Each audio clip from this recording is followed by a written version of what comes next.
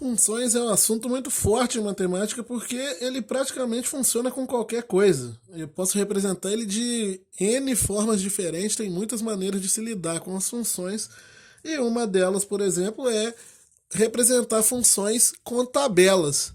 Igual, eu botei aqui alguns exemplos de funções, tá?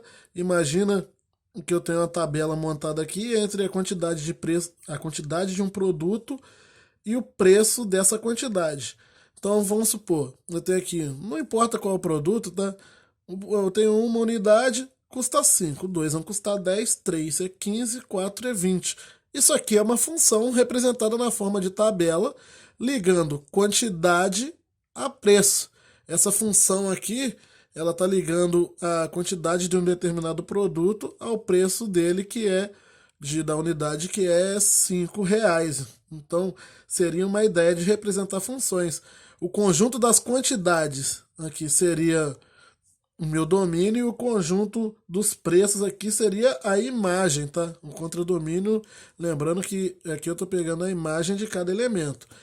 Por que eu estou falando isso? Porque pode ser que o contradomínio tenha mais números, tenha mais preços aqui que não estão ligados a ninguém. Como aqui está todo mundo ligado a alguém, esse conjunto aqui, para ser mais preciso, aí seria a imagem. O tempo e a velocidade, por exemplo. Imagina que eu estou de carro e começo a acelerar o carro de uma determinada velocidade inicial durante um tempo e mantenho a aceleração. Essa minha velocidade vai aumentando. Então, com o passar do tempo, cada vez a minha vamos por tempo em segundo, cada vez a minha velocidade será maior, 15 metros por segundo, 20 metros e por aí vai. Depende, claro, da velocidade inicial. Um outro exemplo de funções representadas em tabela seria, para vocês verem a quantidade de coisas a quantidade de relações aí que são funções, seria, por exemplo, se eu pegar o lado de um quadrado com a área daquele quadrado. Quando eu associo o lado de um quadrado com a área dele, eu estou gerando uma função. Se você começar a associar os lados de todos os lados de todos os quadrados e colocar isso em conjunto ou em tabelas, igual o quadrado de lado um. Imagina que é metros, tá? Eu botei a área aqui em metros, imagina que é metros aqui, acabou esquecendo dessa parte. Então, o quadrado de lado 1 metro, a área dele é 1. Por quê? Lembrando, a área de um quadrado, bom que já revisa, se o quadrado tem um lado L, a área do quadrado ele é um tipo de retângulo, né? Que é base vezes altura, a área do retângulo. No caso do quadrado será o L vezes L, o lado vezes lado. A área, então, que é esse espaço interno aqui de um quadrado, seria L ao quadrado. Ou seja, pegar o lado e elevar ao quadrado. Então, o quadrado de lado 1 vai ser 1 ao quadrado, que é 1. O quadrado de lado 2, a área dele é 2 ao quadrado, que é 4.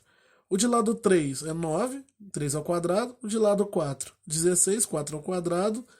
5 ao quadrado, 25, 6 ao quadrado, 36. Então, essa relação aqui entre o lado do quadrado e a área seria uma função. Só que ao invés de representar lá com diagramas, tendo aqui 1, 2, 3, 4, por aí vai, e aqui as áreas 1, 4, 9, 16, e ligar por flechas, eu estou representando dentro de uma tabela.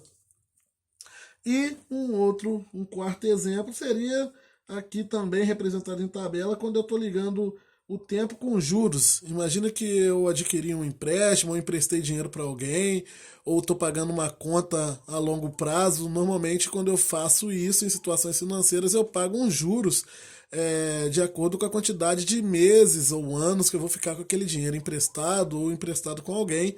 Depois a pessoa tem que me pagar um valor a mais, que é esse valor que nós chamamos de juros, só para vocês lembrarem lá da matemática financeira, quem já viu isso. Quem não viu não tem problema, verão outros exemplos no futuro.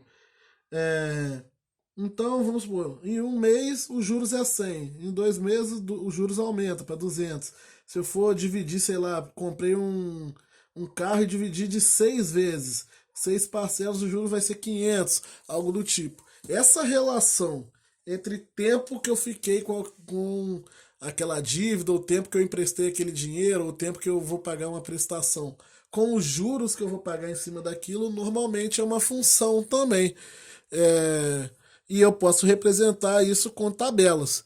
Então, funções, nós temos representação algébricas, podemos representá-la em tabelas relacionando duas grandezas quaisquer da matemática ou não matemática.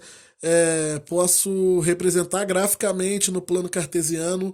É um assunto e posso representar na forma de conjuntos. É um assunto muito rico, é um assunto muito forte que ele tem diversas representações e por isso ele vai servir para resolver muitos tipos de problemas diferentes.